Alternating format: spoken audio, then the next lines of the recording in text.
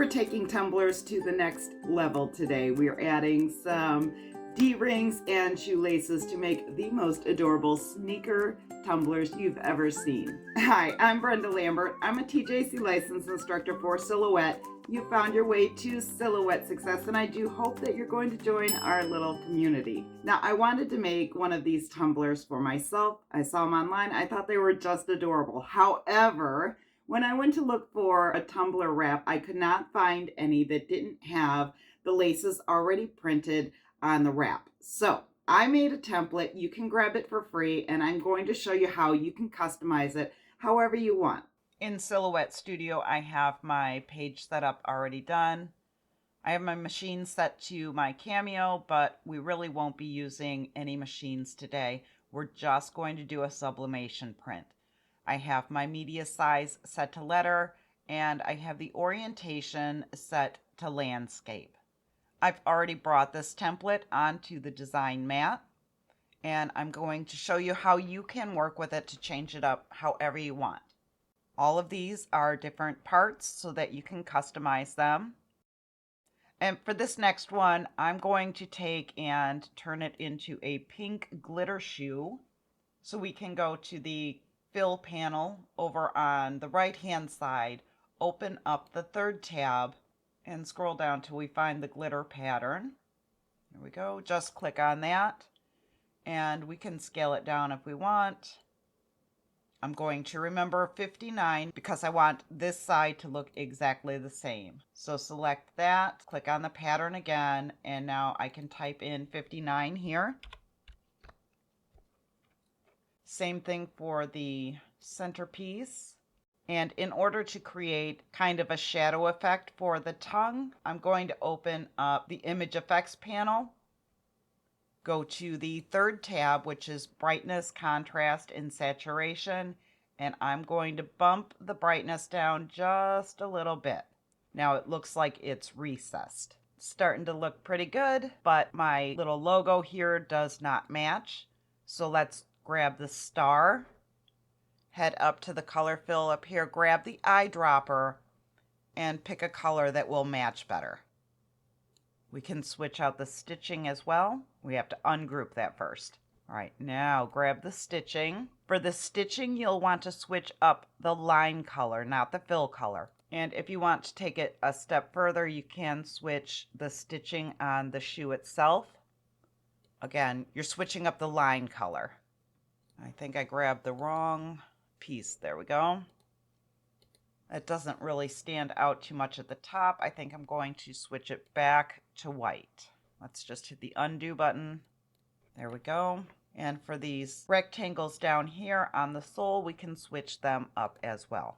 If you want to take the customization a little bit further, you can add a logo here in the star or add a name to the tongue of the shoe. There are so many possibilities. But for right now, I'm going to go ahead and group this all together. So right click and group, right click and flip horizontally. And now this is ready to print. Let's go to File and down to Print. I'll be using the EcoTank 3760. That one is my sublimation printer. You want to check your preferences and make sure that your quality is always set to high. And print.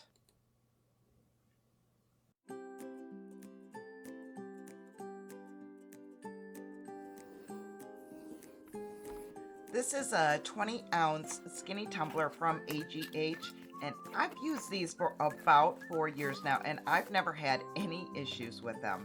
Links for all of the supplies are in the description, so make sure to click through to see the current promotions. There's always a sale going on. Let's take our wrap and get it positioned. I like to line up the top to be sure that it's going on there straight. Pull tight and hold it in place with heat-resistant tape. Remember to crease your seam. And then I wrap mine in a spiral with painter's tape instead of a shrink wrap sleeve. I found that this gives more even pressure, and I almost never have ghosting issues.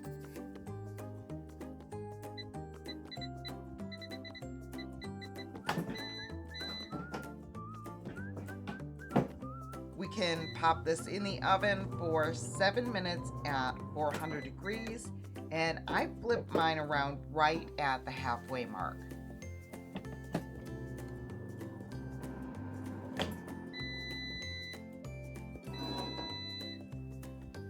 After it's had a few minutes to cool down, unwrap it and see how your masterpiece turned out. My colors are a bit off on this, but I'm just going to roll with it. I would adjust my printer settings if I needed this to be this exact pink, but this is still cute, so I'm just going to leave it be. We're going to work with these D-rings next. I got this pack from Michael's, but they are much cheaper on Amazon.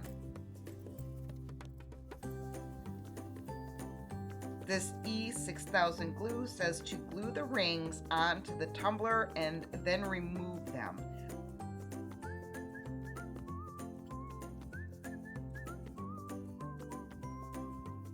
Let the glue set up for 5 minutes and then put the rings back on.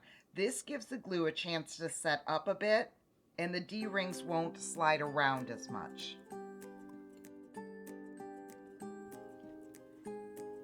You'll want to wait a bit before attaching the other side. Directions say 15 minutes, but I waited about a half an hour.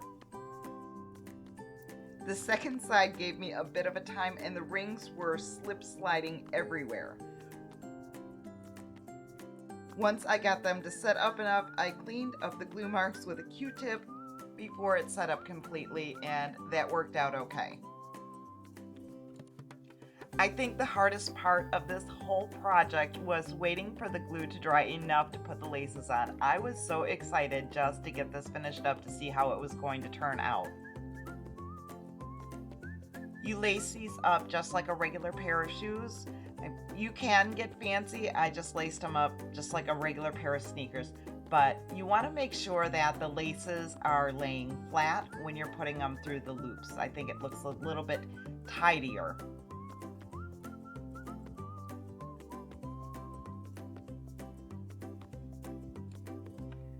You don't want to pull the laces too tight at first. Get them laced up, see how it's going to look and whatever, but you can go through the next day after it's had 24 hours or so to set up and then pull them a little bit tighter. This whole process would probably be a lot quicker if you use some UV resin, but I did not have any on hand, so I just went with the E6000. But I think they turned out super cute.